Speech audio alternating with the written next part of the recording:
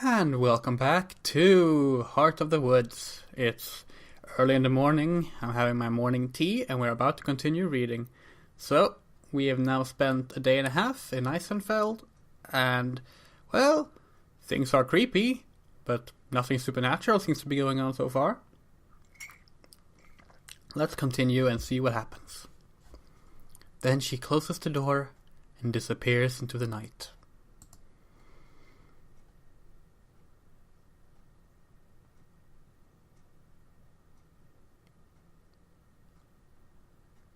We head to the appointed meeting spot, right at the turn of the hour. Even during the day the forest felt hostile and foreign, but now, at night, it's downright scary.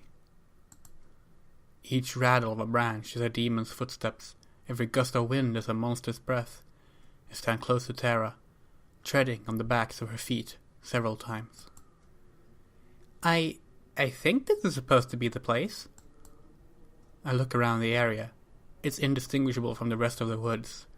My only comfort is the tiny pinprick of light that represents our cabin, back at the forest's edge. A feeling of dread creeps its way up my spine. What if this is a trap? Or a setup? Maybe Morgan just lured us out here in the middle of nowhere and is waiting out of sight with a knife in hand or something. Considering we traveled thousands of kilometers to get here, if this was a trick, we fell for it hard. Maybe we're early. I know that we're not. Tara sweeps the flashlight around, illuminating a few identical trees before the light's beams peters off into oblivion. Maybe we should just go back. The light passes over Morgan, suddenly a meter away from us. Ah! Tara jolts backwards, crashing into me. The flashlight plummets to the ground, bouncing once before stopping. I keep my balance, barely, and catch Tara's arm to stop her from falling. Are you okay? Short term, yeah, but I think he has lost 10 years. What about you, Mads? I'm fine. What on earth were you doing? Me? I was waiting for you. Where? Didn't you hear us? Just over there. Sorry, I had headphones in and missed you. You were just standing in the dock, in a forest, wearing headphones. Yes? Why? At a loss for words, I can only shrug. Does hanging out alone, in the dark, in the middle of nowhere not register as weird for Morgan? You just spooked us a little as all, no worries. She stoops down and retrieves the flashlight from the snow, drying it on her sleeve. She brushes off the snow the same way she brushes off Morgan's actions. Anyway, it's all good. What now? Morgan turns and faces the trees, shining her flashlight across them. I thought we could walk around a little. It might help you to get a better feel for the area. Behind Morgan's back, Tara and I exchange a look of concern. Tara gives me the slightest of shrugs. I'm still reluctant, but I nod. If Morgan's planning to kill us, it's not like it'll make a difference whether she does it here or in the forest. I'm pretty sure she's not a murderer, anyway. Sure, lead on. Morgan sets off without another word, and we follow just a couple paces back. Are we going somewhere in particular? Not really. I doubt you want to go too far this late at night, right? Right. That's fine. We'll stick to the edge then. As we walk, Morgan keeps her flashlight pointed straight ahead in the direction that we're going. Tara, on the other hand, swings hers around, looking up trees and out into the abyss. She and I only brought one flashlight with us. The spare is sitting in one of our suitcases back at the cabin. I regret leaving it behind, just on the off chance that we somehow get separated. So, did you learn anything useful today? Not really. We went around town some, but most people didn't really want to talk. Yeah. How did you know? That's how it is around here. People are mistrustful. I was kind of surprised by that, figured with how out of the way it is here where we might have been, I don't know, treated like celebrities. Don't project. But something like that. It's more that they isolate themselves by choice. We have internet and TV, it's just that lots of people choose not to use them. I'm guessing they probably had some not so nice things to say about me too, right? Neither Tara nor I respond. Our silence lasts a beat too long. It's okay. I'm used to it. You don't have to pretend or anything. Light shines in our faces as Morgan turns around, half smiling. Hey, you two don't need another assistant back where you live or anything, right? My mouth flaps like a fish while I try to think of a diplomatic response. Then Morgan laughs and faces forward again. Just kidding.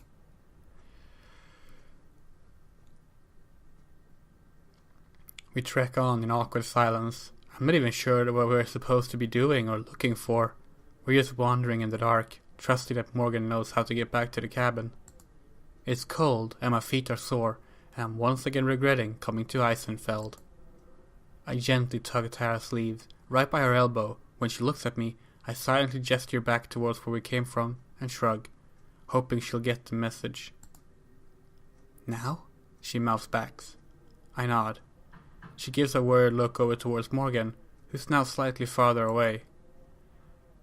Tara holds up 5 fingers. 5 more minutes. Sighing, I nod again. We hurry to catch back up with Morgan. Something wrong? Oh no, Maddie had something in her shoe. Oh. It's hard to tell if she buys it. I wouldn't. Mentally, I'm counting backwards from 5 minutes, already imagining the comfort of my bed and blanket back at the cabin.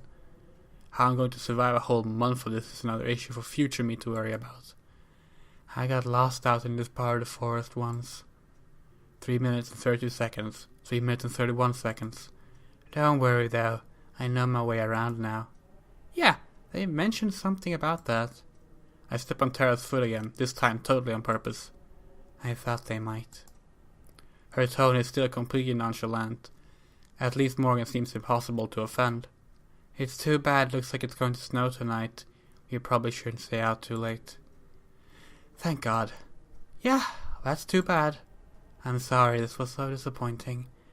I'd hoped that there would be more to see. What exactly were you expecting? It's the middle of the night. Come on, Mads, it's about the atmosphere. It's way spookier out here when it's dark. I know. That's half the problem. We can turn back now if you'd like. Before I can agree, Tara shakes her head. Nah, let's give it a couple more minutes. You came out all this way for us, after all.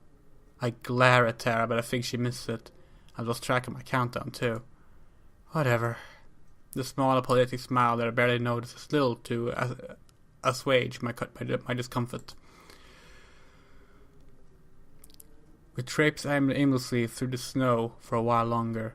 I stare at my feet, more than at the path ahead, and simply follow in the footprints left behind by the other two. So I nearly slam into Tara, who's come to a complete halt yet again. What now? I saw something. You did? Tara, stop messing around. No, I mean, I saw something. I shut up. I can tell by her tone if she's serious. She saw something. Or at least she thinks she did. The 3 of us turn and face the way she is. It's even deeper into the forest, barely lit by the moon. There was a light. Someone else walking around? There shouldn't be anyone out at this time of night. It's dangerous to be in the woods once it gets late. I opt to not point out the obvious hypocrisy. It was probably moonlight or something. It wasn't the moon, Maddie. There's something out there. Both of them point their flashlights in the direction Tara's looking. Aside from more trees, there's nothing to be seen.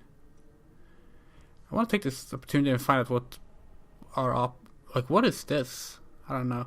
Is there a way to hide the, I guess not. I want to see if there was a way to hide the,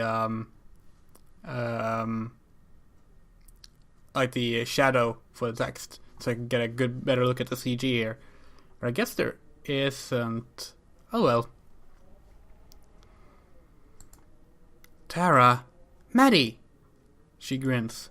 This is what we're here for. Come on.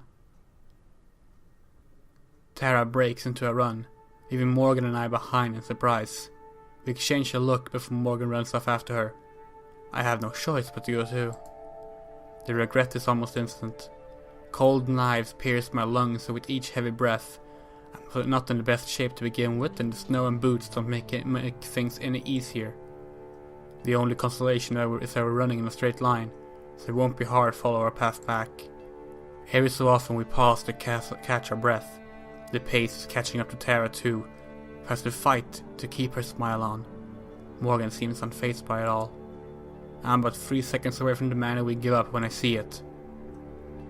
Way off in the distance, too far to identify the source. It's a light. It sparkles and glimmers, like a star that fell to earth. I fall silent, the words stolen from my mouth. Then Tara points, stating what we already know. There it is! Buoyed by her second wind, Tara runs off again. This time, Morgan and I are close behind. We follow the light, which sometimes blinks out but soon reappears. I'm too focused on not slipping and falling to give much thought as to the source. There's no telling how long or how far we've been going. Somehow the light never seems to get any closer or farther away. It's like it's running from us. Hey, wait up! Tara yells out into the darkness. If whatever it is can understand her, it ignores her. Running is quickly becoming difficult. My lungs burn from the cold. My breathing turns ragged after barely a minute. Tara pulls further and further ahead of Morgan and me, her one-track mind fixated on that light. After a bit longer I hit my limit, and my pace slows back to a walk, then a stop. I fold over hands on my knees, as I gasp for breath. Morgan crunches to a stop just ahead too, turning back towards me. Are you alright? I try to respond, but I'm breathing too heavily to be able to talk. I just wave my hand, gesturing for Morgan to go on ahead without me, but she doesn't. Are you sure? I force myself to stand and nod. I'm fine. In the murk, Tara's become my disembodied light herself. Only the flashlight's glow visible. I watch it bounce to a halt and slowly make its way back towards us. You can't give up too easily. How are you not dead? I haven't seen you run in years. That's because you never hit the gym with me. I don't know if she's joking or not, but I'm too worn out to care. So, what was that thing? Do you think it was your forest spirit? Morgan's eyes widen. You believe me? Tara shrugs. I'm considering it, at least. I mean, what else could it have been? Fairies? Morgan says it very nonchalantly. I side-eye Tara, who is very interested in her boots. The forest spirit doesn't really make a light like that. At least not that I'm aware of. Right. That makes sense. Doesn't it, Matt? It was probably someone from the village.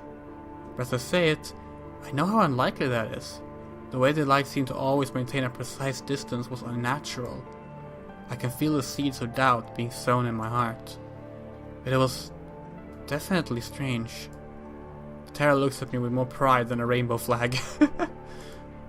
Hey, holy shit, that's practically canon in Maddie terms. I roll my eyes, but it's partially just for show. I'm curious at the very least. I wouldn't call myself a believer as much as Tara wishes. But that's 2 strange things so far, which is 2 more than I expected when I boarded the train out here. It was strange. That's as much as I'll get. Oh, okay. A yawn overtakes me in the middle of speaking. Doesn't help the pain in my lungs. Oh, I guess it's past your bedtime, huh? I kick some snow at her, and it bounces uselessly off her pants. With the way we've been bantering with each other, it really does feel a bit more like old times. Make that 3 strange things on the trip so far. We should begin heading back anyway. We can't go much further in before I'd be lost too. You still know where we are? Yes, of course. We'd be in trouble if not. She has a point. I got so caught up in chasing the light that I lost track of what direction we'd come from. I'll show you around more tomorrow. There's something you might like to see. Yeah, what is it? A surprise. We'll go tomorrow before it gets dark. It's a bit of a walk. Does it have to do with whatever that light was? I have no idea. It's possible. Story of my life. Okay, well, we'll call it quits for tonight and pick back up tomorrow. Yeah, I guess. That's fine by me. Great. She hops forward, then pauses. Guess you ought to lead the way. Morgan smiles as she does just that.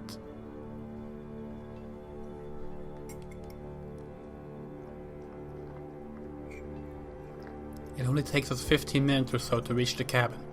We must have added a lot of time to our trip with all the wandering we did. Morgan bids us farewell at the door, which I barely return before stumbling inside.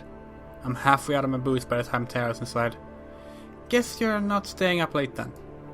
I am out like a light the second I hit the bed. Tara grins, just briefly. Right. My hand is on the doorknob when Tara clears her throat. Hey, thanks for, chasing after that thing. I appreciate you playing along. My hand lingers on the door, poised to turn. Yeah, of course. Let's see what we find tomorrow. Right, yeah, right. Good night. Night. I quickly step in and I shut my bedroom door before Tara can say anything else. So I switch off the lights and crawl into bed. I remember the end of the train right here. I felt the same just now, standing there not knowing what to say. It would be so easy. I banished those thoughts from my mind and wrenched my eyes shut. There'll be time to worry about it tomorrow. I have to think. I have time to think. We have a month. As I slowly drift off to sleep, the exhaustion that I feel winning out over the stress, the last thoughts I have are dancing lights in the snow. So we got our first piece of supernatural stuff going on. That was exciting. And, we're getting a bit of a time skip, it seems. I still can't help but feel that it's setting up Tara and Maddie, and we still haven't met this mysterious girl from the title screen and promotional art that Maddie is supposed to be getting along with. That's interesting, to say the least. Hopefully we will meet her soon. But well, let's continue. We start to fall into a bit of a routine. Every day, Tara and I will get up and explore Eisenfeld or the surrounding area a bit. We never go too far into the forest, but just enough to set up some dramatic camera angles or to film some monologue segments for Tara. Once Morgan's done with work, she'll join us or show us around. Sometimes she brings her cat with her. Surprise, surprise, it still hasn't said a word. She keeps promising it will. It eventually will, though. Ever since the night we saw the light in the trees, we've hoped to encounter something equally mysterious or interesting. No such luck, though. Any sort of hope or excitement that I had, any bit of belief that I allowed myself to build up, has been squashed back down to resigned indifference. My trademark, I know. I thought Morgan was gonna close up the shop for the coming days. I guess she didn't. It took about a week of this before Morgan asked us to wait for her at the cabin, saying she was finally ready to show us that thing she mentioned. She still wasn't any more forthcoming with what it was, but over the week we'd known Morgan, I'd gotten a little more comfortable with the idea. If she was going to leave us in a shallow grave or something, she'd have plenty of opportunities to do that already. The heavy clouds overhead promise a darker night than the past few, and probably heavier snowfall. We won't be able to stay out very late. Even with Morgan's guidance, the possibility of being caught in a snowstorm is hard to ignore. Tara paces back and forth outside as I linger in the doorway, trying to enjoy the warmth from the cabin for as long as I can. Finally, a fashionable 15 minutes late, I spot Morgan heading down the trail from the village towards us. Tara zips off to intercept her, and the two of them approach together. Hey, sorry I'm late. Work was a little busy tonight. No worries. Well, that answers one of the myths of Eisenfeld I was curious about, whether or not anyone actually ever shops at Morgan's store. Tara bounces around between the two of us, raring to get going. Morgan smiles approvingly at her. So? You said you had something special planned for tonight, right? She spent the whole day trying to guess what it is. I think I've narrowed it down. It's either a crashed UFO, the Fountain of Youth, or Elvis. Those are the ones you narrowed it down to? Someday, Matt, it's gonna be Elvis, and you're going to wish you'd believe me. I faced Morgan, pointedly turning my back to Tara. Anyway, we're ready to go if you are. Do you both have flashlights? We're going to be heading a bit deeper into the woods this time. We both hold up our lights in unison. After our first venture into the forest together, there's no way I'm ever going out there without each of us having a flashlight. Just having one makes me feel more self-reliant. It helps suppress my anxiety a little bit. Just a little. Great. Follow me. We circle back around the cabin and head into the woods. I've been waiting to show you the two of this since you got here. You're going to love it. Tara starts to vibrate again, clearly soaking up the suspense. As much as I hate to admit it, she's gotten pretty curious too. I'm not sure what she could be keeping secret out here, and for so long. This isn't going to be dangerous or anything, right? Probably not. I like those odds. We set off at a fairly brisk pace. Tara makes it a point to walk right by Morgan's side, taking short and hurried strides. If she doesn't find out where we're going soon, I'm pretty sure she might actually explode. Okay, I'm going to keep guessing. Ancient graveyard, fairy circle, satanic ritual, Sasquatch den. Close. It's a church. Tara stops dead in her tracks. Wait, a church? Was Mary right when she said you were gonna try and get us to join a cult? I never said that. I might have said that. Despite her antics, Morgan never stops or slows down. Nothing like that, I promise. It's really old, older than any of the buildings you've seen in Eisenfeld. The people who built it are ancestors of the residents today. I guess they were what you consider pagans. They worshipped the god of the forest. Whoa! I expect more to the story, but that seems to be Morgan's stopping point for now. She focused on the path instead, swinging her lantern around in an arc as she looks for whatever it is that's telling her where to go. Every single tree around me looks identical, but I guess one of them is a little more special than the rest. When she sees whichever one that is, she starts to lead us on again. My glasses starts fogging up a bit as we walk. I should have insisted that Tara lay her up a bit more. I'd be a pretty crappy friend if I let her freeze to death out here. So, to summarize, your great-great-whatevers and the rest of the village built an old church out in the forest to worship a giant forest spirit, and that's what we're going to see right now? Right. Have I mentioned this is going to be the best episode of the show ever?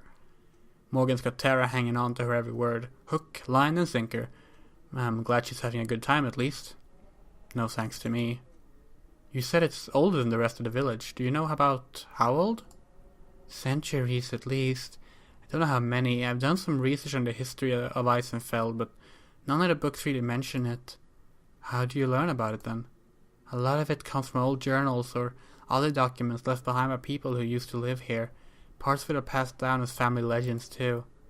The image of Evelyn and Morgan sidily cozy by the fire while Evelyn tells stories is one that I can't imagine actually happened. I'm not going to pry into the details of that though.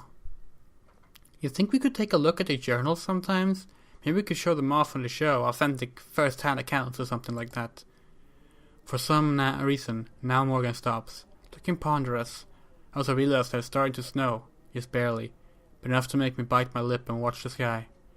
I'd be happy to show you. Score!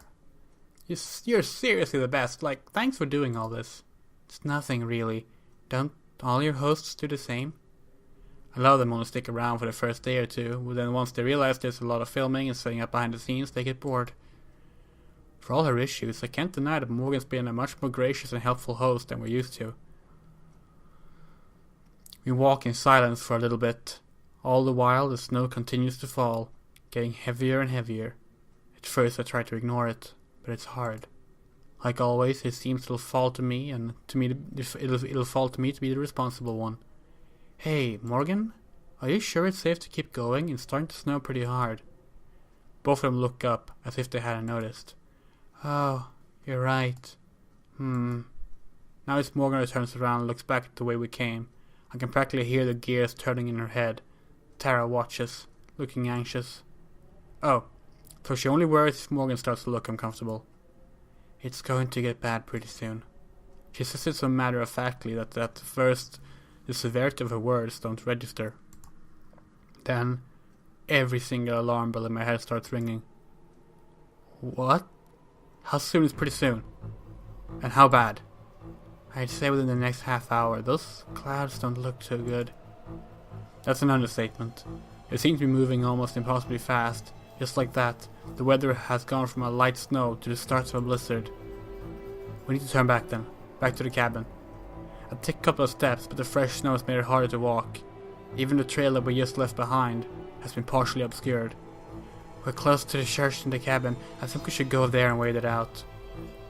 Wait it out? What if it doesn't just pass by? What if we're stuck there for days?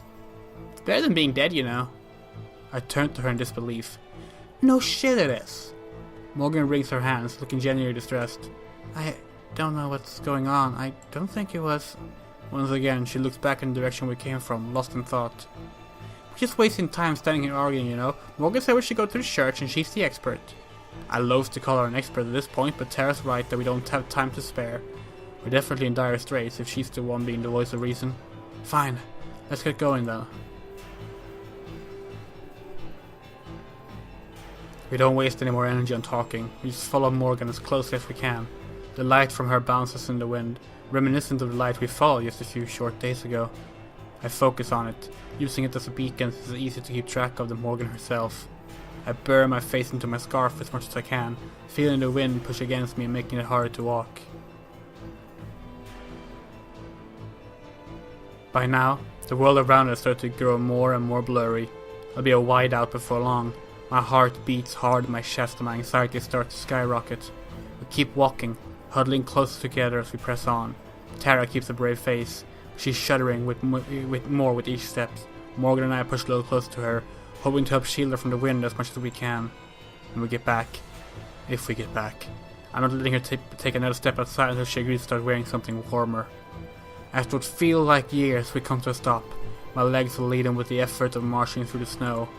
I'm afraid that Morgan's going to say that we're lost. Then I realize we've arrived. Just ahead, a huge stone building stands tall. For its supposed age, it looks remarkably intact. The howling winds buffet it, but even from here it looks infinitely safer than being stuck out here. A pair of massive wood doors loom before us. Just give me 1 second and I'll get this open. She grabs hold of the door and starts to pull. The freezing wind works against her, and for a tense moment I worried she wouldn't be able to get them open. But then, with a creak that's audible even in this weather, they slide open to let us in. After you. We don't need telling twice. Tara and I hurry inside with Morgan letting the door slam shut behind her as she follows. The first thing that strikes me is temperature. An old stone building in the middle of a blizzard should be frigid, but it's not. In fact, it's almost warm. Mads, we hit the jackpot. Yeah, this is really pretty. This looks really cool. Her shout reverberates around the massive chamber, leaving a faint echo in its wake. When Morgan said a church, I figured it would be some small wooden shack with a tacked on steeple, but this... Tara's flashlight beam dances wildly along the walls as she spins in circles, trying to take in every last detail all at once. This is nothing short of incredible. I let my light drift as well, but slowly enough that I can actually take time to process what I'm seeing. The whole interior is remarkably well preserved. A few broken views, a couple of pieces of collapsed stone, and a layer of dust on nearly every surface are the only things that makes the place seem anything less than brand new. Looking closer at the building itself, I can see various flourishes and designs decorating the walls and railings. Whoever built this place, they built it as a labor of love. The centerpiece is a massive stained glass window that dominates the center of the far wall. Its brilliant colors form an intricate pattern. I make my way over to Morgan, who is currently watching Tara dart around the building with a small, satisfied smile. It dissipates as I approach. Even though I'm relieved to be out of the storm, I can't believe we ended up in this situation in the first place. Before I can say anything though, she beats me to it. I'm really sorry about this. I truly am. If I thought the weather would turn so foul, I'd never suggested we would have come out here. The last thing I want to do is place you and Tara in any danger. I just want to show the two of you something tangible. Something different. I swallow my harsh words. Chastising her wouldn't do us any good. Plus, she's right that the weather changed way faster than I would have expected or even thought possible. So I just rub my shoulders. Tried to massage some warmth back into them. Don't apologize yet. It's still plenty of time for us to die of starvation or something like that. I think it's more likely we die of exposure first. Well, that's reassuring. Suddenly, a beam of light swipes across my face. It comes from Tara on the other side of the building. Hey, come check out these books. Morgan and I start to both head over. By the way, how do you keep it so warm in here? I was looking for a heater or something, but I couldn't find one. It's magic, I think. You know what? I'm not even gonna argue. Tara's waiting excitedly next to a stack of books. Not bones. Now that would have been a twist. That's probably a first. Check it out. The wooden shelves are warped and damaged beyond repair, but have still retained their shape pretty well. The books that lined them are in a similar condition. When I remove one, its once soft cover is cold and rigid, and the text has faded into illegibility. But, flipping through the pages, a few of them are still readable, or at least would be if I could understand the language. Tell me these aren't filled with ancient incantations or something? These aren't filled with ancient incantations. She holds the book up to her face and blows a puff of air towards me, filling my face with dust. I wrinkle my nose, coughing and sputtering. Hey, what the hell? You don't know what's floating around in here. You're literally the only person alive who could be in a haunted church and not care at all. She never said it was haunted, you know. And I'm sorry that I'm still a bit shaken up over, almost dying in a snowstorm. Psh, we weren't in any real danger, I'm sure. Isn't that right, Morgan? Actually, I wasn't sure we were going to make it here. Tara's eyes widen, the reality of the situation hitting her fast. Then she grins. That makes this an even more badass story for the vlog. Matt, you'll have to go hard on the wind sound effects. Maybe we could set the camera outside to get some footage of the blizzard? She hurries over to where I'd abandoned the camera on one of the pews and picks it up, dancing around as she frames mock shots. I opened my mouth to tell her how dumb that is when a trickle of dust spirals before me. The whole church shakes with a slight tremor, and more dust is displaced. Earthquake? That would be the icing on this cake. It would also be horrifically ironic if we survived the blizzard only to die in a freak earthquake. Something tells me that's not what it is, though. There's another tremor, slightly stronger this time, and with it, a distant boom, like someone shooting a cannon in the forest. The three of us exchange a glance, silently. For once, even Tara is silent. The stained glass window rattles. I hear Morgan suck in a breath. When I look at her eyes are wild and confused. The thunderous sound is getting closer. Then there's another sound. A blistering crack that I recognize as a tree splintering. No winds, no matter how strong, should be able to do that. Wordlessly, Tara heads over to the front doors. Though my first instinct is to call her back to what I hope is safety, I find myself more curious than afraid. I have to know what it is. I have to see it. Morgan lingers behind us, unsure of what to say or do. Tara reaches the door and presses her shoulder against it. She pushes the door open.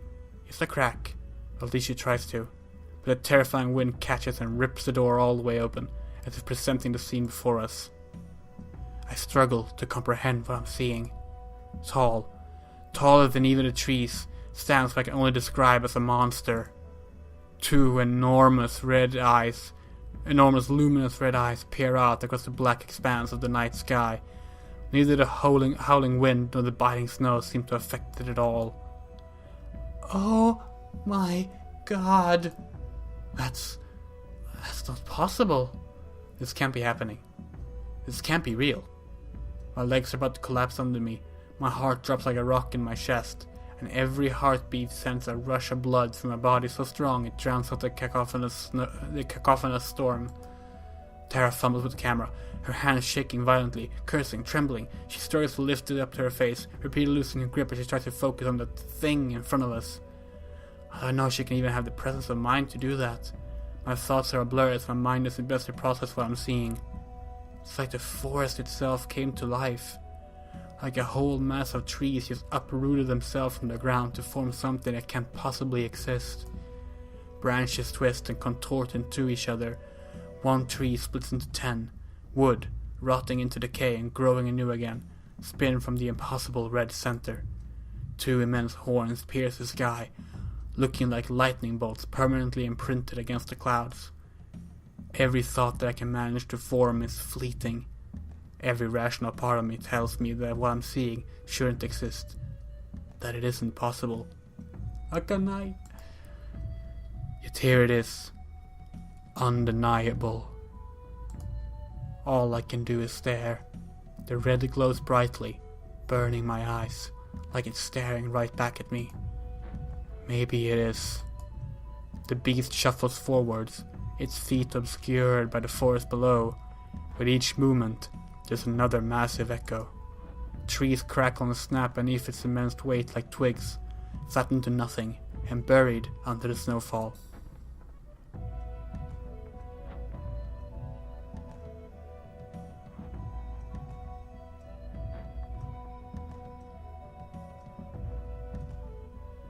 Slowly, the beast lumbers off into the night, and is swallowed from sight by the darkness. Soon, even the sounds of its footsteps fade too. I'm not sure how long Tara and I remain in petrified silence. I realize that I've fallen to my knees, though I have no recollection of it happening. I feel like I have no recollection of anything, that nothing will ever make sense again. At some point, Morgan comes to my side, helping Tara and I back indoors. My whole body is numb with either shock or the cold, perhaps both. She leads us to one of the benches that's mostly intact. I collapse down on it, my legs still unwilling to support me. I glance at Tara. All the color is gone from her face, and she's still trembling. I probably don't look much better. For a long time, none of us know what to say. We sit and wait, until long after the snow has stopped falling and the skies have cleared up.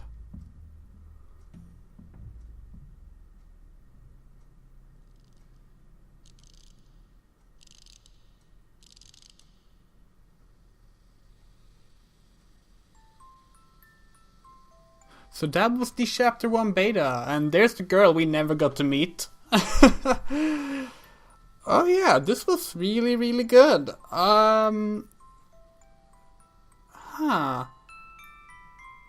Yeah, I enjoyed that. I am looking forward to the full game, and I really appreciate what Studio Elan is doing. There's a lot of like the original English visual novel scene has exploded in the past like 5 years, and it's nice to have a studio devoted entirely to my favorite thing, lesbian stories. And even though like this of course has still to actually even slightly get to the whole girls love thing, like so far it's entirely like a paranormal horror mystery, which is cool.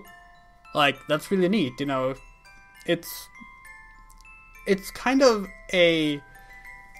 It's kind of refreshing to